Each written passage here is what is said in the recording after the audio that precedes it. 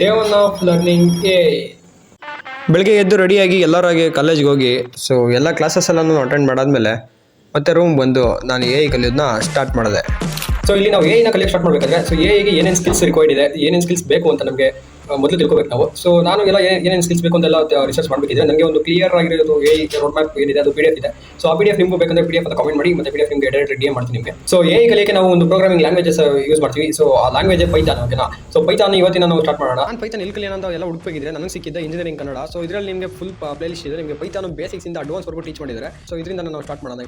So ನಾವಿವತ್ತು ಪೈಥಾನಲ್ಲಿ ಏನೇನು ಕಲ್ತ್ವಿ ಅಂದರೆ, ಸೊ ಪೈಥಾನ್ ಅಂದರೆ ಏನು, ಮತ್ತು ಪೈಥಾನ್ ಎಲ್ಲೆಲ್ಲಿ ಯೂಸ್ ಮಾಡ್ತೀವಿ, ಮತ್ತು ಪೈಥಾನ್ ಯಾಕೆ ಇಷ್ಟೊಂದು ಪಾಪ್ಯುಲರ್ ಆಗಿದೆ, ಮತ್ತು ವೇರಿಯಬಲ್ಸ್ ಅಂದರೆ ಏನು ಪೈಥಾನಲ್ಲಿ, ಮತ್ತು ಡೇಟಾ ಟೈಪ್ಸ್ಗಳು ಯಾವ್ಯಾವ ಇದೆ ಪೈಥಾನ್ಸಲ್ಲಿ ಅಂತ ಕಲಿತು, ಮತ್ತು input output, basic input output ಅಂದರೆ ಏನು, ಮತ್ತು ಫಾರ್ಮೆಟ್ ಸ್ಟ್ರಿಂಗ್ ಇರ್ಬೋದು, ಮತ್ತು ಕಮೆಂಟ್ ಹೇಗೆ ಮಾಡೋದು ಅಂತ ಕಲಿತು, ಮತ್ತು ಸ್ಟ್ರಿಂಗ್ ಮೆಥಡ್, ಸ್ಲೈಸಿಂಗ್, ಮತ್ತು ಆಪರೇಟರ್ಸ್ ಏನಿದೆ ಅಂತ ಕಲಿತು. ನಾನು ಕಲಿಯೋದನ್ನ ನೀವು ನೋಡಬೇಕಂದ್ರೆ ಸೊ ಏನು ನೋಡಬೇಕಂತ ಗೊತ್ತು ಅನ್ಕೊಂತೀನಿ.